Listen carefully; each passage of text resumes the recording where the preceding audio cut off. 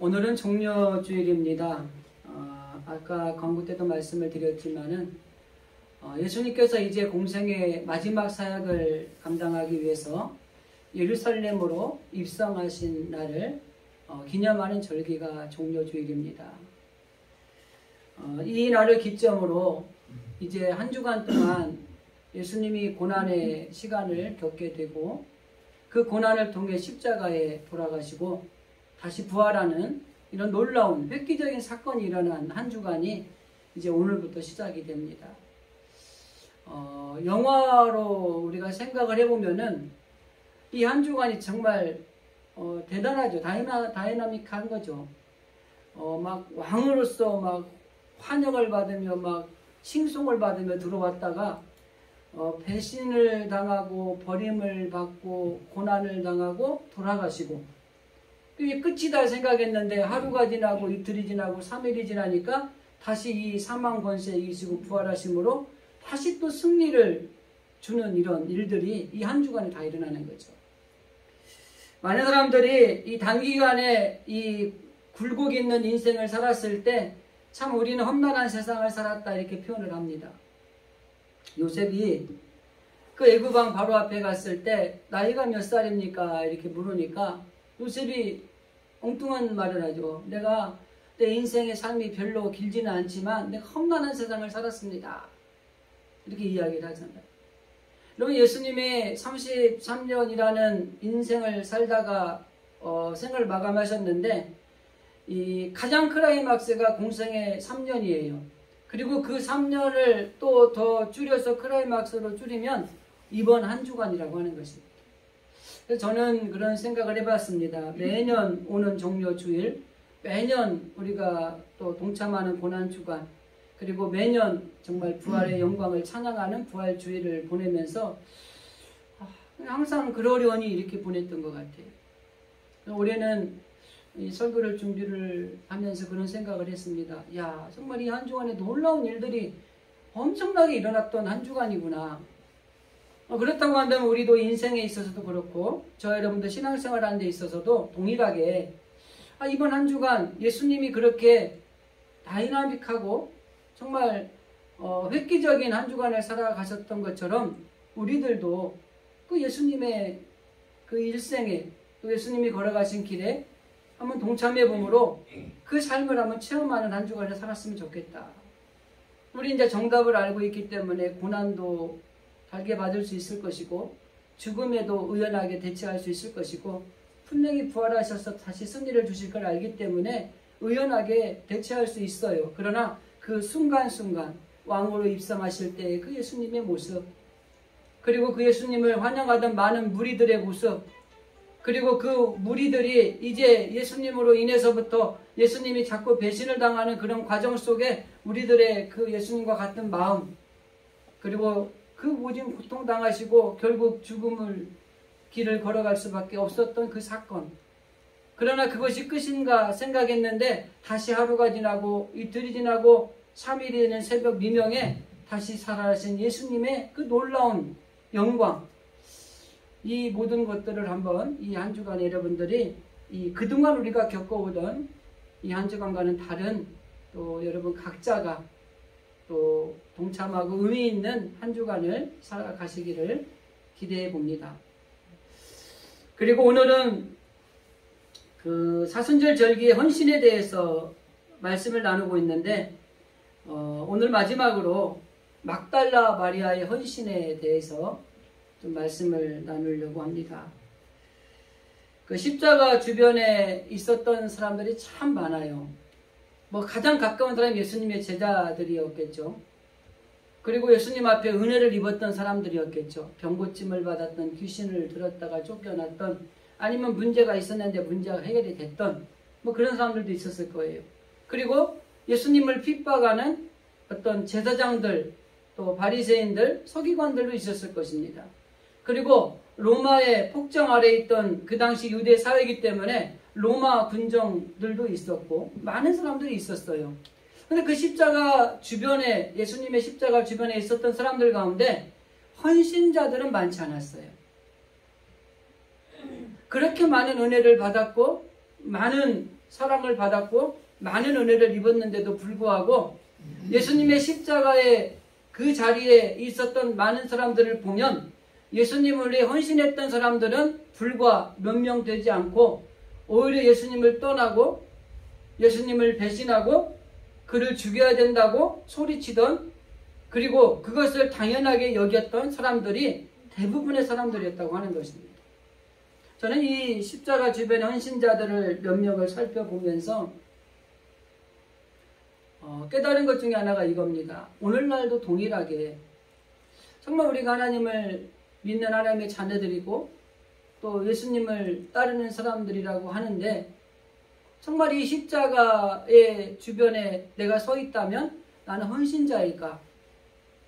아니면 그 당시에 수많은 군중들이나 그리고 예수님을 다 버리고 도망갔던 제자들이나 아니면 많은 은혜를 입었던 그 무리들과 같이 헌신의 자리를 박차고 그냥 각자의 길로 간 그런 사람들일까, 이런 생각을 해보았습니다.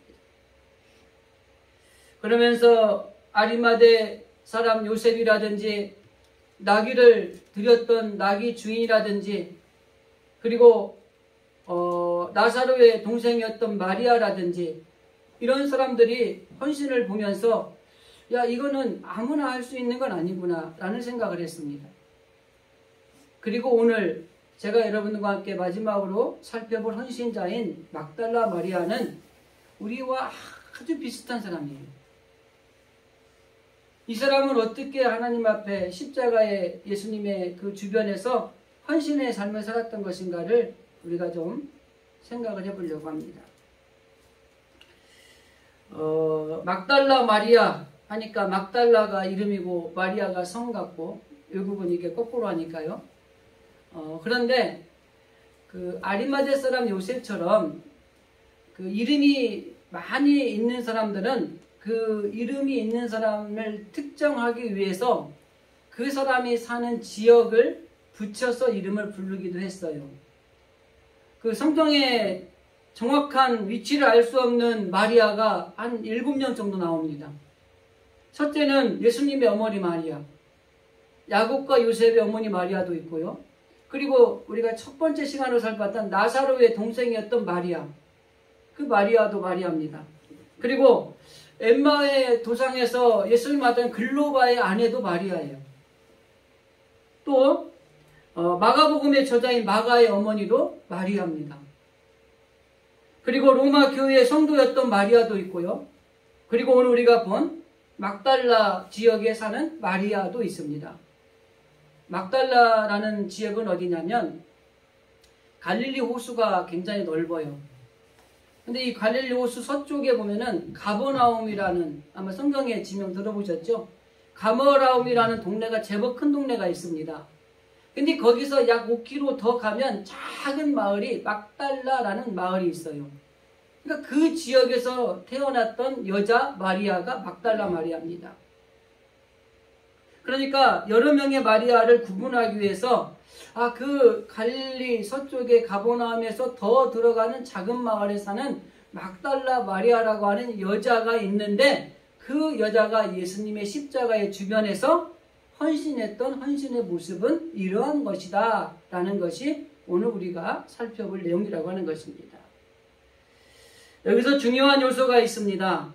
제가 아까 서두에 말씀드릴 때 이 여러 명의 헌신자들이 우리하고도 비슷한 상황이 많지만 특별히 이 막달라 마리아가 우리들이 그 접한 것과 아주 유사하다는 것이 한 가지가 뭐냐면, 이 막달라 마리아라고 하는 이 여인은 예수님을 만나기 이전과 예수님을 만난 이후의 삶이 완전히 달라졌다고 하는 것입니다. 아마 여러분도 그런 말씀 많이 들었을 거예요.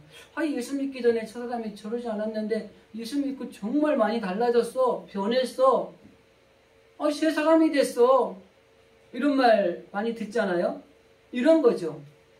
예수님이 오시기 전을 기원 전이라고 BC라고 표현을 하고 오시고 난 이후를 AD라고 이렇게 표시를 하잖아요. 역사적으로도 보면 마찬가지로 우리 인생도 마찬가지입니다. 신앙도 마찬가지예요. 우리는 예수님을 만나기 전과 예수님을 만난 이후의 삶으로 구분이 되는 거예요. 뭐 사람들이 우스갯소리로 그런 말 하죠. 이 세상은 두 가지로 나눠. 나를 좋아하는 사람과 나를 싫어하는 사람. 이렇게 이야기하잖아요. 그죠? 그런 것처럼 예수님을 만나기 이전의 삶과 예수님 만난 이후의 삶, 이렇게 나누어진다고 하는 것입니다.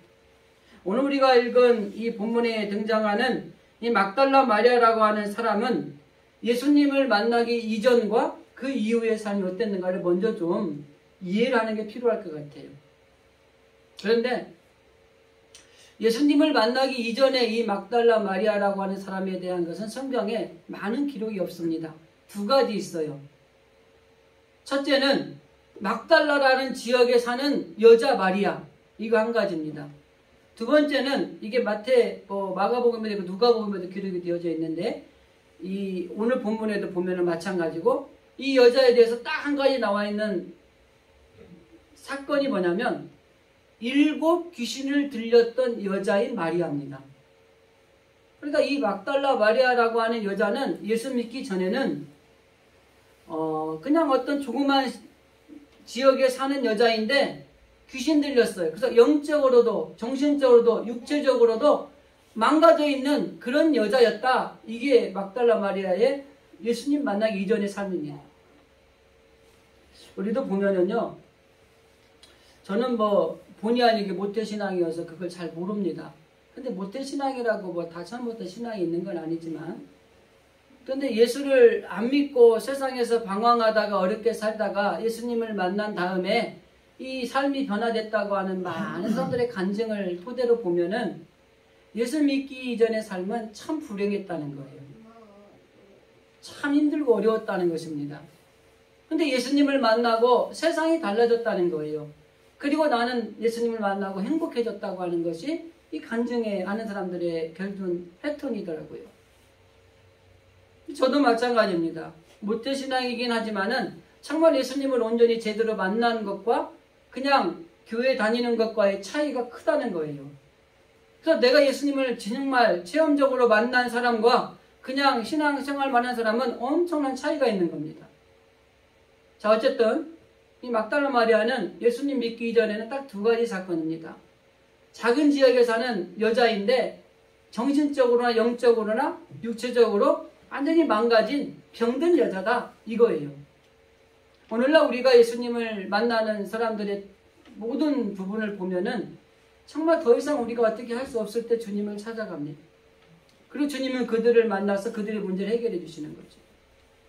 자, 그러면 이 7 귀신이 들렸다는 말은 아까 말씀드린 대로 모든 것이 어떻게 보면은 내 의지와는 상관없는 악한 상황으로 살아가고 있다고 하는 것입니다. 그래서 예수님을 만난다는 것이 이렇게 중요합니다. 저와 여러분이 현재 어떤 상황에 있다고 할지라도 정말 중요한 것은 그 상황 속에서 예수님을 온전히 만나는 걸 기대하고 우리가 살아가고 신앙생활을 해야 된다고 하는 것입니다. 더 나아가서 예수님을 만나는 일에 절대 소홀해서는 안 된다고 하는 겁니다. 오히려 적극적으로 그 예수님을 만나는 일에 전력을 다해야 되는 거예요. 그 이유는 딱 한 가지입니다. 예수님을 만난 이 막달라 지역에 사는 이 마리아라고 하는 여인은 삶이 바뀌었어요. 자, 그러면 예수님을 만난 이후에 이 여인의 삶이 어떻게 바뀌는지를 좀 성경을 토대로 좀 찾아보도록 하겠습니다. 첫 번째, 예수님을 만남을 통해서 고침을 받았어요. 성경은 그렇게 얘기합니다. 7 귀신이 들렸던 여인이 있는데 예수님을 만나서 치유를 통해 그가 은혜를 입었다. 쉽게 말하면 예수님이 그 베푸르신 치유의 은혜를 통해서 7 귀신에 붙들렸던 이 여인이 해방이 됐다고 하는 것입니다. 영적으로나 정신적으로나 육체적으로 이제는 모든 것들이 치유가 됐다고 하는 거예요. 예수님을 만나면 일어나는 첫 번째, 우리가 가진 문제가 해결된다고 하는 것입니다. 두 번째는 고침받은 이후에 예수님의 사역을 향해서 열심히 돕고 있었던 여인이었다고 하는 것입니다. 오늘 우리가 읽은 본문 55절도 그렇고 마가복음이나 또 요한복음, 누가복음에 나타난 말씀들을 보면은 이 사람이 예수님의 은혜를 입어서 일곱 귀신으로부터 해방을 받는 치유가 됐어요. 그리고 난 다음에 갈릴리 지역에서 예수님의 사역을 전적으로 끝까지 따라다니면서 돕습니다.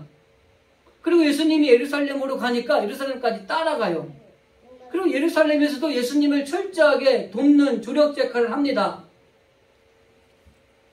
우리가 보면은 은혜를 입은 것을 은혜 입은 것으로 끝나는 사람들이 있어요. 정말 중요한 것은 뭐냐면 내가 이 은혜를 입었으면 그 은혜를 갚으려고 하는 마음을 가지고 살아가는 것이 사람의 마음입니다.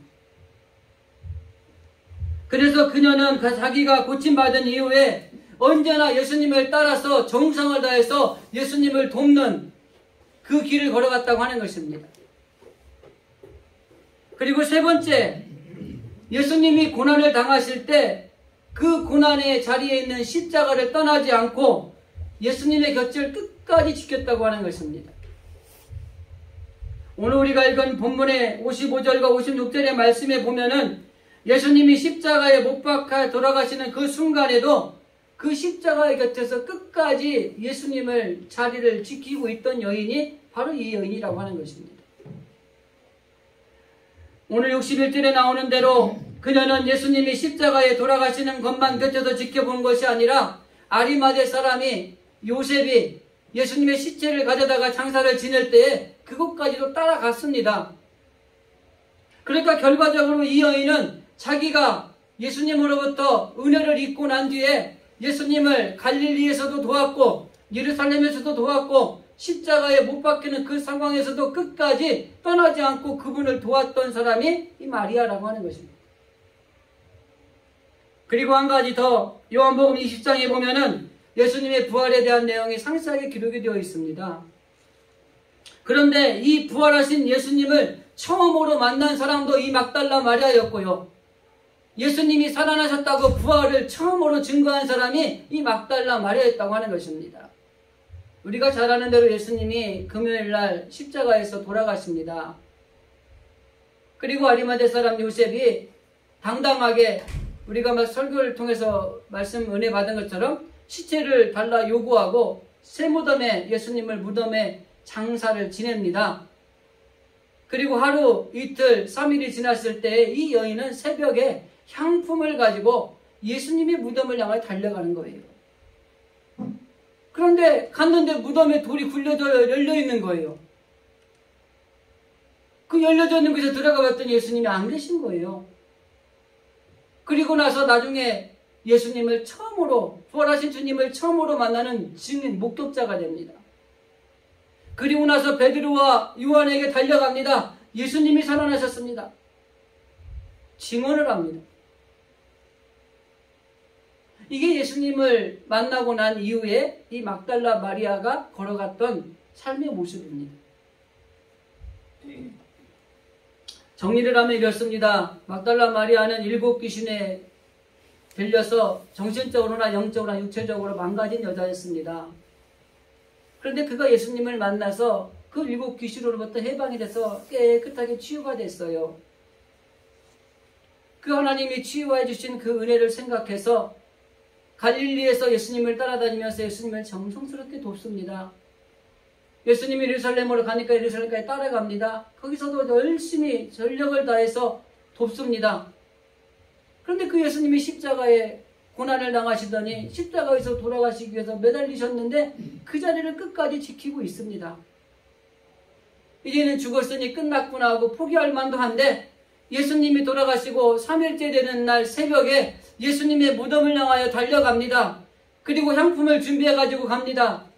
그런데 예수님을 거기서 첫 부활하신 예수님을 만나는 주인공이 되고요. 그리고 그 예수님의 부활의 수색을 처음으로 증거하는 첫 증언자가 되는 거죠.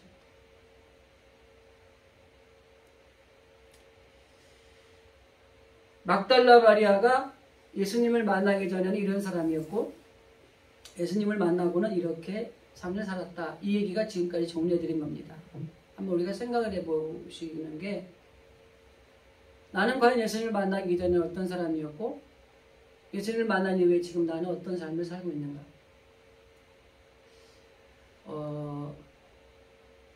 적어도 이런 것들을 우리가 한번 되새겨보는 것들도 필요할 것 같다는 생각을 해봅니다. 그런데 더 중요한 거는 이 막달라 마리아가 어떻게 이렇게 주님 앞에 헌신할 수 있었을까? 이거를 한번 우리가 좀 심도 있게 좀 생각을 해볼 필요가 있을 것 같아요. 저는 그 두 가지만 좀 이야기를 해드리려고 합니다. 첫째는 이 막달라 마리아는 예수님에게 자기가 받은 은혜에 보답하려고 하는, 이거를 조금 바울이나 신학자들이 이야기하는 용어로 표현을 하면은 내가 받은 은혜에 대한 빚진 자라는 의식을 가지고 살았다고 하는 것입니다. 우리가 그런 말 얘기하잖아요. 은혜 받은 것을 갚지 않는 것은 금수만도 못하다. 그런 말 해요, 어른들이. 은혜를 받으면 그 은혜를 갚으며 살아가는 게 사람의 도리인 거죠. 그러니까 여기 보면은 7 귀신을 들렸던 이 여인이 예수님의 은혜로 치유가 됐습니다. 그러니까 엄청난 은혜를 받은 거예요. 근데 이 은혜를 받은 이 막달라 마리아라고 하는 여인이 그 은혜 받은 것을 생각하며 내가 예수님에게 크게 빚을 졌다. 바울이 내가 모든 자에게 빚진 자라고 이야기하는 표현처럼 내가 빚을 졌다. 이 빚을 갚아야 된다. 그리고 가장 먼저는 예수님께 갚아야 되겠다. 이렇게 생각을 한 거예요. 그래서 그는 은혜에 대한 보답하기로 결심을 했고, 그래서 갈릴리, 그리고 예루살렘, 그리고 십자가의 현장, 그리고 죽음의 자리, 그리고 부활의 현장까지 끝까지 쫓아다니면서 내가 받은 이 빚진 자라고 하는 이 의식을 가지고 주님께 내가 무엇을 할 수 있을까를 계속 생각했다고 하는 것입니다. 그런데 예수님으로부터 병고침을 받았던 사람이 이 막달라 마리아 하나입니까? 예수님의 공생의 사역에 치유 사역이 3분의 2에 가깝습니다. 가르치시고 말씀을 전파하시고 병든 자를 고치시고, 이게 예수님 사역인데 3분의 2가 병든 자를 고치는 거예요. 귀신 들린 자를 귀신을 쫓아내는 거였어요. 그러니까 예수님으로부터 그 3년 동안 치유받았고 은혜를 입었던 사람이 얼마나 많이 있겠어요.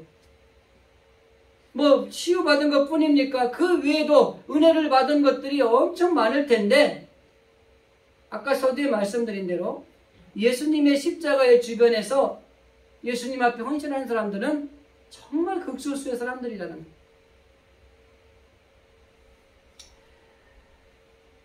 여러분, 우리가 그 수많은 사람들이 그 예수님이 십자가를 지시게 되었을 때 제자들을 비롯해서 은혜를 받았던 많은 군중들이나 무리들이 예수님을 떠났던 이유가 여러분 무엇이라고 생각을 합니까? 저는 그 이유를 이렇게 생각해 봤습니다. 은혜를 받을 줄만 알았지 그 은혜 받은 것의 이유에 대해서 당연히 가져야 될 감사하는 마음과 그 은혜에 보답해야 되겠다라고 하는 마음을 가지고 있지 않았기 때문이라고 하는 것입니다. 그래서 우리가 이 많은 사람들이 예수님 앞에 은혜를 입었고 많은 치유를 받았음에도 불구하고 떠날 수밖에 없었던 이유는 은혜 받는 것에만 우리가 치중했지 그 받은 것에 대해서 보답하고자 하는 마음이 부족했다고 하는 것입니다. 그런데 막달라 마리아는 달랐습니다. 그녀는 예수님으로부터 받은 은혜를 받고 난 뒤에 거기서 끝난 것이 아니라 이 은혜에 대해서 우리가 어떻게 보답해야 될 것인가를 늘 생각하고, 그리고 이 은혜에 보답해야 되겠다는 마음을 가지고 살아갔다고 하는 것입니다. 그래서 갈릴리, 예루살렘, 십자가의 현장, 그리고 부활의 현장까지도 끝까지 예수님을 따라다닌 거예요. 세상 사람들은 뭔가 콩고물이라도 있을 것 같으면 잘 쫓아다닙니다. 근데 콩고물이 아니라 잘못하면 해를 당할 것 같으면 다 단절을 하죠. 근데 그 중에는요, 그래도 끝까지 우리를 지키는 사람들이 있어요. 근데 끝까지 우리를 지키고 따라가고 도와주고 했는데 이 사람이 죽어버렸어. 그때쯤 되면 포기합니다. 얘는 희망이 없구나. 근데 이 막달라 마리아라고 하는 여인은 돌아가셨음에도 불구하고 그 무덤까지도 부활 현장까지도 끝까지 내가 할 수 있다면 보답해야 되겠다는 마음을 가지고 따라갔다고 하는 것이죠. 그게 가능한 겁니다. 우리는 이 막달라 마리아를 통해서 조금 냉정하게 생각을 해볼 필요성이 있습니다. 우리가 하나님 앞에 나와서 교회에서 예배를 드리고 또 예수님의 은혜로 말미암아 구원을 받았고 죄사함을 받아서 이렇게 살아가고 있지만은 정말 주님의 은혜로 내가 이렇게 살고 있습니다. 이렇게 고백하는 것으로 끝나고 있지는 않는가? 누가 음식을 사주면 잘 먹었습니다. 이걸로 끝나면 안 돼요. 다음에는 제가 한번 사드리죠. 대접하겠습니다. 뭐 나중에 또 안 사더라도 그죠? 이래 돼야 되겠죠. 그런데 잘 먹었습니다. 끝! 이러면 안 되는 거예요. 우리가 예수님은 하나님의 은혜로 하나님의 사랑으로 또 예수님이 우리를 대신에 돌아가심으로 구원받았고 정말 주님의 은혜로 우리가 살고 있습니다. 고백하는 것으로 끝나면 끝까지 따라가기가 어렵다고 하는 것입니다.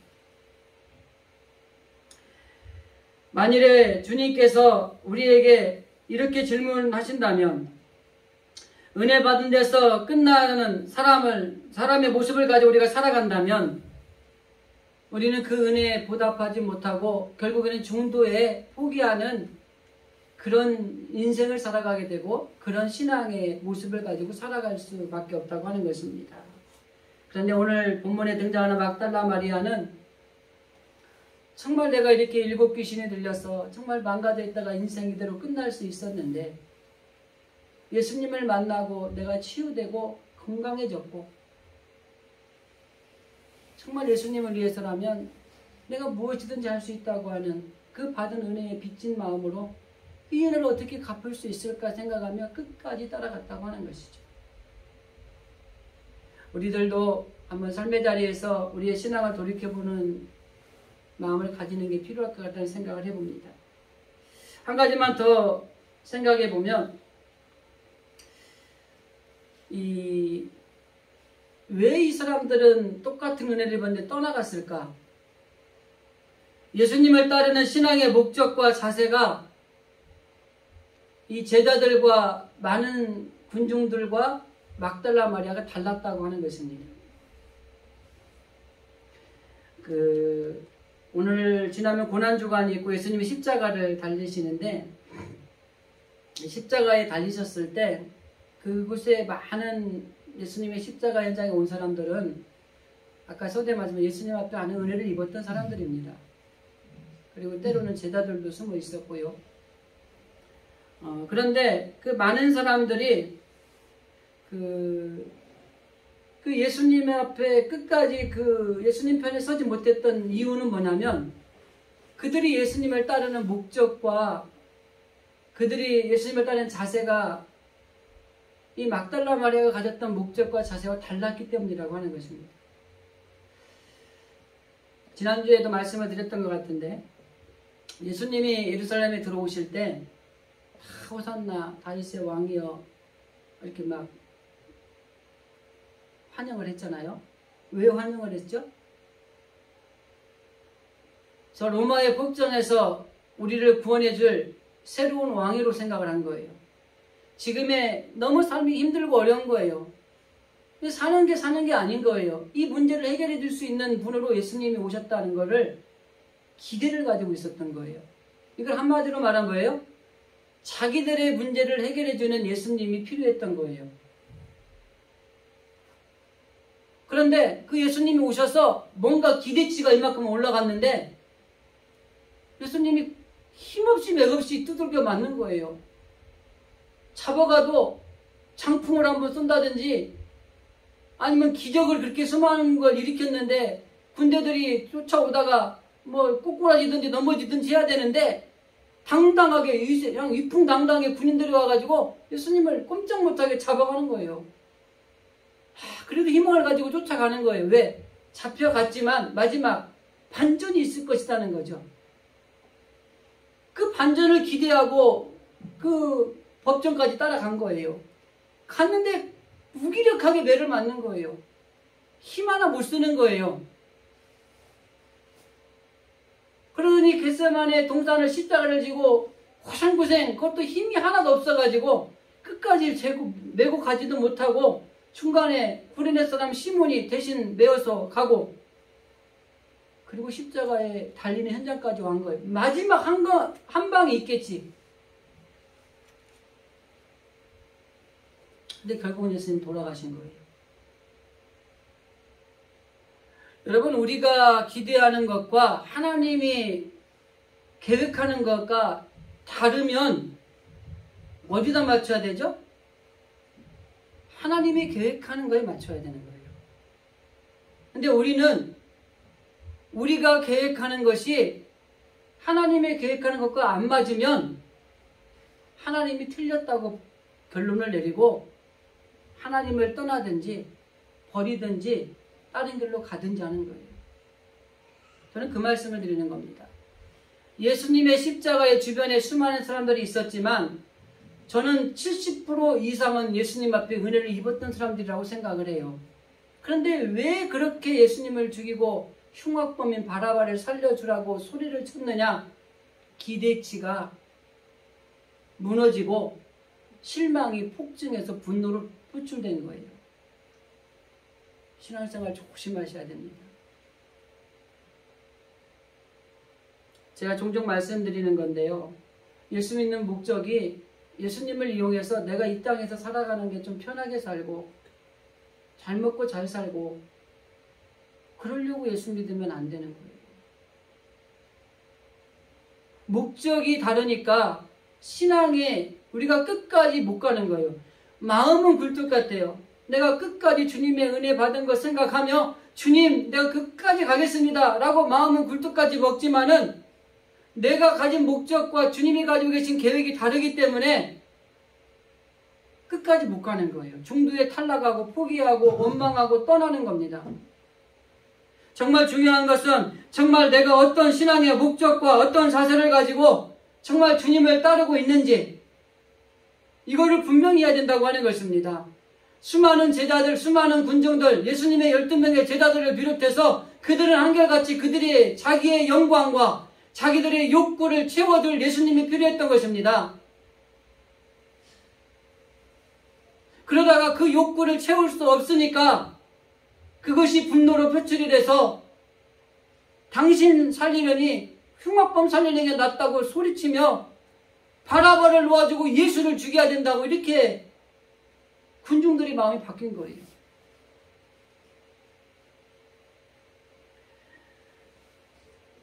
막달라 마리아는 자기의 이익과 영광을 얻으려는 목적이나 그런 자세로 예수님을 따른 것도 아니고 그런 신앙을 가지고 살아갔던 것도 아닙니다. 첫째는 하나님의 뜻이 이루어지기를 기대했고 예수님의 영광이 드러나기를 기대하며 따랐어요.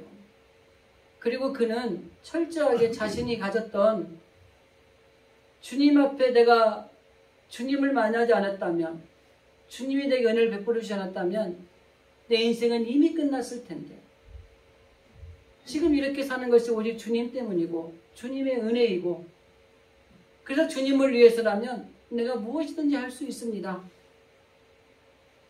이 마음이 막달라 마리아로 하여금 끝까지 예수님을 따라가며 헌신하게 하는 원동력이 되었다고 하는 것입니다.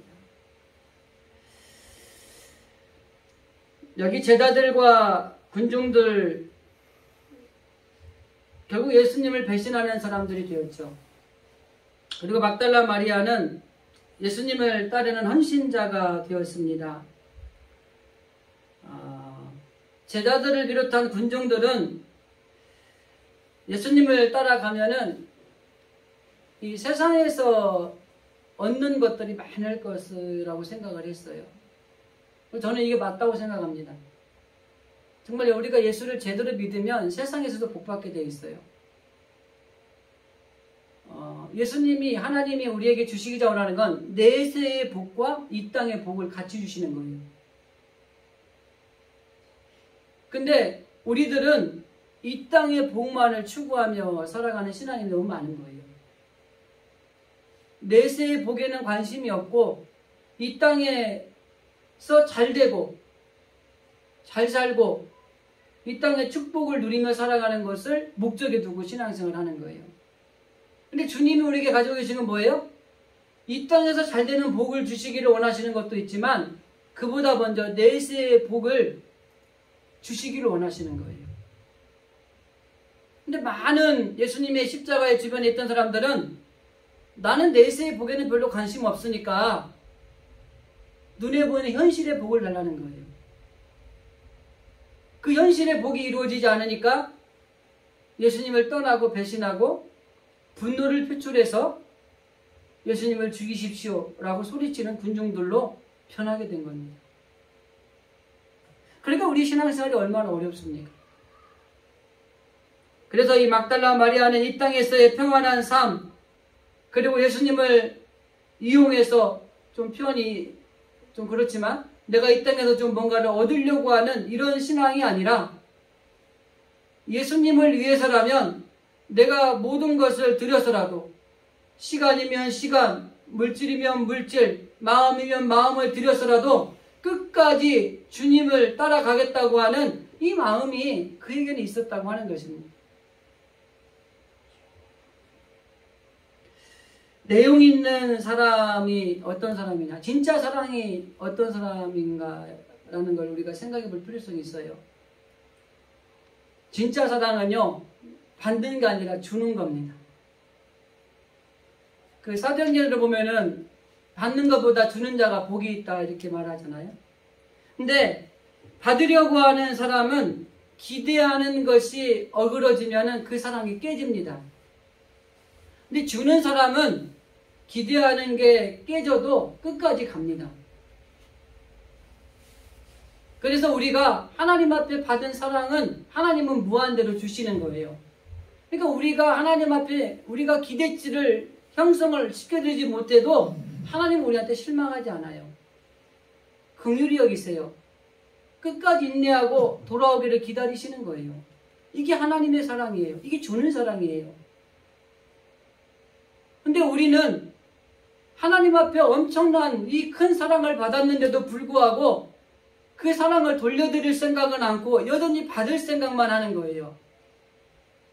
지금의 상황이 힘들고 어렵지만 이것도 하나님의 은혜로 주님 감사합니다 해야 되는데 오히려 더 좋은 걸 얻지 못한 거에 대해서 불평하고 원망하는 거예요. 그래서 더 좋은 걸 달라고 계속해서 요구하는 거예요. 그런데 하나님은 이미 좋은 걸 주셨어요. 여기서 감사하면 더 좋은 걸 주시는 거예요. 그런데 지금 우리는 뭐하냐? 이미 좋은 걸 주었는데 여기에 만족하지 못하고 더 달라고 떼를 쓰는 거예요. 그러니까 우리가 그 욕구가 채워지지 않으니까 우리가 하나님을 떠나는 거예요. 하나님은 나를 멀리한다고 생각하는 거예요. 하나님 나를 사랑하지 않는다고 생각하는 거예요. 여러분, 하나님이 그런 하나님이십니까? 하나님은 무한대로 우리에게 사랑하시는 하나님이세요. 끝까지 기다리시는 하나님이시고요. 실망도 하지 않는 하나님이세요. 신앙도 마찬가지입니다. 왜 열심히 신앙생활 하다가 신앙이 이탈해가지고 교회를 떠나는 일이 생기는지 아십니까? 정말 주를 위해 열심히 일한다고 했는데 그게 주님을 위한 열심이라기보다는 내가 세상적으로 얻고자 하는 그 필요한 것들을 얻기 위해서 주님의 일을 열심히 했는데 그게 주어지지 않기 때문에 실망하는 거예요. 조금 더 깊이 생각하셔야 되는 겁니다. 주님은 이미 우리에게 주셨어요.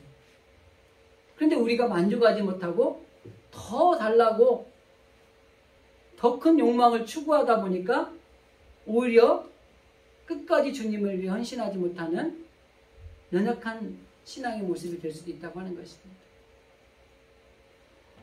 제자들이나 군중들이 이 모습을 통해 우리에게 보여주는 교훈이 있습니다. 이 땅에 우리가 살아가지만은 이 땅에 있는 것들만 추구하는 신앙이 아니라 정말 하나님이 나를 통해서 무엇을 이루시기를 원하시는가, 이거를 먼저 우리가 기도하며 찾는 게 중요합니다. 그래서 내가 예수님을 따르는 목적과 예수님을 따르는 자세가 올바르지 않으면 끝까지 주님을 따라갈 수 없는 것입니다. 중간에 포기하거나 아니면 배신하거나 아니면 떠나게 되는 그런 신앙인들이 되는 겁니다. 근데 성경의 모든 내용을 보면 그런 프로테이지가 훨씬 높다는 겁니다. 그래서 오늘날 예수님은 십자가 주변의 헌신자들을 통해서 우리 진실의 모든 성도들이 정말 주님이 찾으시는 진정한 헌신자, 정말 이 땅은 힘들고 어렵지만 그럼에도 불구하고 하나님께서 우리를 통해서 정말 찾으신 헌신자들이 되기를 오늘 이 시간에도 우리를 향하여서 기대하고 있는 것입니다. 말씀을 정리하겠습니다. 막달라 마리아 이 여인의 헌신은 받은 은혜에 감사하고 또 보답하려는 이런 마음을 가지고 있었기 때문에 가능했던 헌신이었습니다. 막달라 마리아의 헌신은 예수님을 따르는 신앙의 목적과 자세가 일반적인 사람과 다른 하나님의 뜻과 예수님 중심에 있었기 때문에 헌신자로서의 삶을 살아가는데 가능했다고 하는 것입니다. 오늘 사순절 절기를 보내면서 저와 여러분이 정말 예수님의 십자가 주변에서 있었던 헌신자들의 몇 명을 살펴보면서 다시 한번 결단하기를 기대합니다. 정말 내가 이 땅에 힘들고 어렵지만 정말 우리의 신앙을 다시 한번 돌이켜보면서 저와 여러분이 하나님이 기뻐하시는 헌신자들이 되시고 그 헌신을 위해서 최선을 다하는 우리 진실의 성도들이 되어줄 수 있기를 주님의 이름으로 간절히 기도드립니다. 기도하겠습니다.